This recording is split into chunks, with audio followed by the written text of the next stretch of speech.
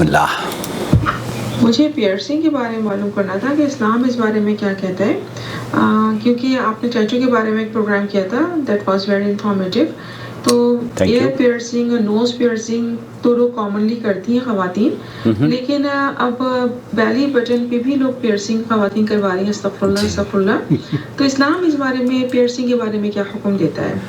آپ ذرا اس کی وضاحت کر دیجیے گا. جزاک اللہ خیر کثیرا. نحمدہ ونصلی علی رسولہ الکریم. اما بعد، آپ دیکھ رہے ہیں نور ٹی وی جدہ اور میں ہوں آپ کا دوست، آپ کا ہوسٹ محمد عاقل، جدہ سے، مملکت سعودی عرب. رومانہ ہے امریکہ سے، یہ جاننا چاہ رہی ہیں کہ ٹیٹو کے بارے میں تو ویڈیو موجود ہے، آپ نے اگر نہیں دیکھی ہے تو اس کو ضرور دیکھ لیجئے. لیکن بر صغیر میں خاص طور پر ہند و پاک میں کان بھی چھدوائے جاتے ہیں اور ناک بھی چھدوائی جاتی ہے. اور آج کل جو نیا فیشن ہے اس فیشن کے تحت لوگوں سے مراد بھی کہ خواتین نے، عام طور پر بچیوں نے میں کہوں گا انفیکٹ، تو وہ ناف کو بھی چھدوانا فیشن کے طور پر شروع کر دیا ہے. ایسی صورت میں اس کا کیا حکم ہے؟ میں آپ کو لے کر چلتا ہوں سماحت الشیخ صالح الفوزان حفظہ اللہ کی محفل میں. ان سے بالکل یہی سوال پوچھا جا رہا ہے، ان کا جواب سماعت فرما لیجئے. فضیلت الشیخ وفقکم اللہ. اللہ تعالیٰ فضیلت الشیخ صالح الفوزان کی طرف مخاطب ہیں اور ان کا جواب بہت سنجیدگی سے سننے لائق ہے. يقول: هل يجوز للمرأة أن تقوم بتخريم أنفها أو تخريم السرة؟ التخریم السرہ، تخریم کہتے ہیں سوراخ کرنے کو، تو چھید کروانا کانوں میں اور ناف میں، بیلی میں جس طریقے سے رومانہ نے کہا ہے، وہ ناف میں جو چھدوایا جاتا ہے، چھید کیا جاتا ہے، اس کا کیا حکم ہے؟ شیخ اس کو سن کر کیا کہہ رہے ہیں، سنیے. من باب الزينة ووضع حلق في ذلك. تخريم ہے؟ پوچھ رہے ہیں کہ تخریم ہے، یہ سوراخ کس چیز میں کروایا جاتا ہے؟ تخريم الأنف أو تخريم السرة. السرہ؟ السرہ. شیخ کو بھی بڑا تعجب ہوا ہے کہ یہ کیا ہو گیا، عورتوں کو اپنے پیٹوں کو بھی یا اپنی ناف کو بھی چھدوا رہی ہیں.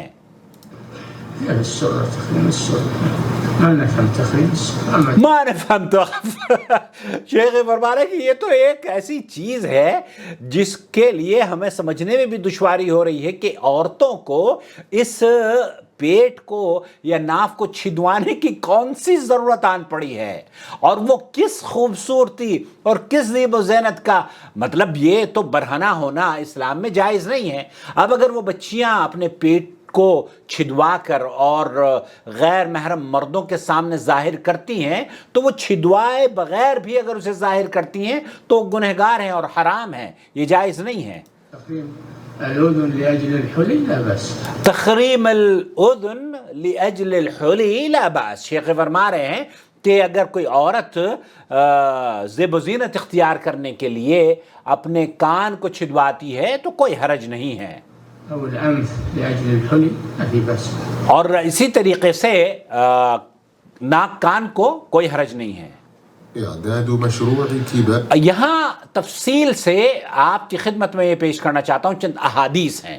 اسلام میں عورتوں کو اپنے شوہر کے لیے زیب و زینت کی اختیار کرنے کی اجازت دی ہے. ناک اور کان چھدوانا بھی زیب و زینت میں شامل ہوتا ہے اور اس کی اجازت ہے. نبی کریم صلی اللہ علیہ وسلم کے زمانے میں عورتیں زینت کے طور پہ کان میں بالیاں پہنا کرتی تھی.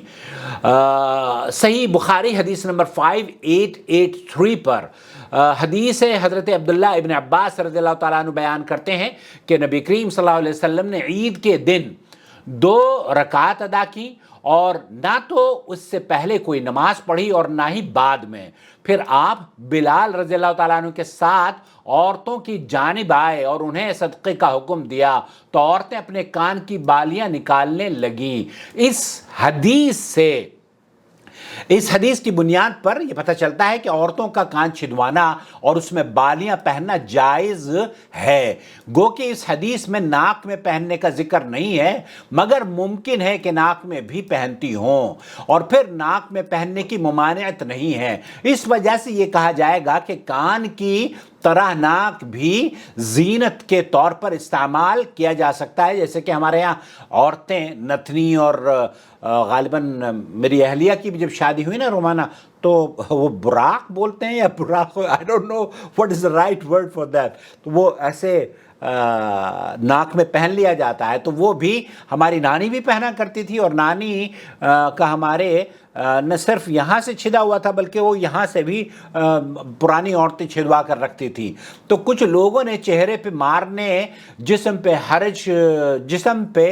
حرج کرنے, تکلیف میں نہ واقع ہونے اور اللہ کی خلقت نہ بدلنے والے نصوص سے استدلال کرتے ہوئے ناک میں چھیدنے سے منع کیا ہے. حالانکہ ناک میں چھید کروانے سے معمولی تکلیف ہوتی ہے اور معمولی سا سوراخ ہوتا ہے. تو یہاں جو اہل علم کا موقف ہے, شیخ محمد بن صالح العثیمین رحمۃ اللہ علیہ وغیرہ, شیخ ابن باز وغیرہ اور شیخ صالح الفوزان, چند چیزیں محل نظر ہیں, چند چیزیں آپ کو غور طلب ہیں. نمبر 1, ناک کان چھدوانا زینت کے طور پر صرف عورتوں کے لیے جائز ہے, مردوں کے لیے نہیں ہے آج کل. نمبر 2, آج کل ایسی بھی نتنی اور کان کی بالیاں بازار میں دستیاب ہیں جن کے پہننے میں ناک کان چھدوانے کی ضرورت نہیں پڑتی. اگر کوئی اس قسم کا سامان استعمال کرے تو بہت اچھا ہے, جب چاہے پہنے اور جب چاہے اتار کر رکھ دے. اس سے تو دونوں حالتوں میں خوبصورتی ملے گی, جب کان ناک چھدے اور نہ بھی چھدے تب بھی وہ پہن سکتی ہیں. نمبر 3, بعض عورتیں ناک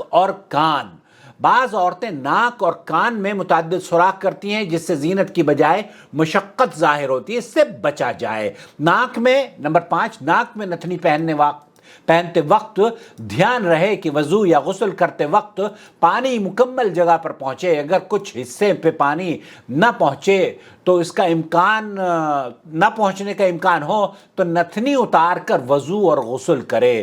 نمبر 6, اگر ناک کان چھدوانا ہو تو بچپن میں ہی یہ کام کر لیا جائے, کیونکہ اس وقت احساس تکلیف اتنا نہیں ہوتا جس طرح کے مردوں کو ختنہ وغیرہ بھی بچپن میں ہی کی جاتی ہے. تو یہاں عورتوں کے لیے ناک کان چھدوانا تو جائز ہے, لیکن وہ جو ناف چھدوانا ہے اس کو زیب و زینت کے طور پر کیوں استعمال کرتی ہیں عورتیں, اور شیخ صالح الفوزان نے تو اس کو یہ کہا ہے کہ یہ درست نہیں ہے. پیٹ پر چھدوانا یہ زیب و زینت کے لیے, ناک کان کے لیے تو کوئی حرج نہیں ہے, لیکن پیٹ پر آپ کیوں چھدوا رہی ہیں یہ اگر پتہ چلے تو پھر ہم اس کا کوئی حل علماء کرام سے پوچھ کر آپ کو دیں گے. ویسے تو بظاہر تو یہ لگتا ہے کہ یہ صرف ان عورتوں کے یہاں معروف ہے جو کہ اپنے پیٹ کے حصے کو بازار میں غیر محرم مردوں پر ظاہر کرتی ہوں, کیونکہ ہم نے دیکھا ہے عورتیں اس طرح سے گھومتی ہیں, اور یہ عورتیں بہرحال جائز نہیں ہیں اپنے جسم کے کسی بھی حصے کو عورت کو غیر محرم مرد ہو یا غیر محرم عورت ہی کیوں نہ ہو اس پر ظاہر کرنا یہ درست بات نہیں ہے. واللہ تعالی عالم. صلی اللہ علیہ نبینا محمد وعلی آلہ وصحبہ اجمعین. والسلام علیکم ورحمۃ اللہ وبرکاتہ. آپ کا بھائی محمد عاقل جدہ سے. وما أرسلنا من قبلك إلا رجالا نوحي إليهم فاسألوا أهل الذكر إن كنتم لا تعلمون. بالبينات والزبر وأنزلنا إليك الذكر لتبين للناس ما نزل إليهم ولعلهم يتفكرون.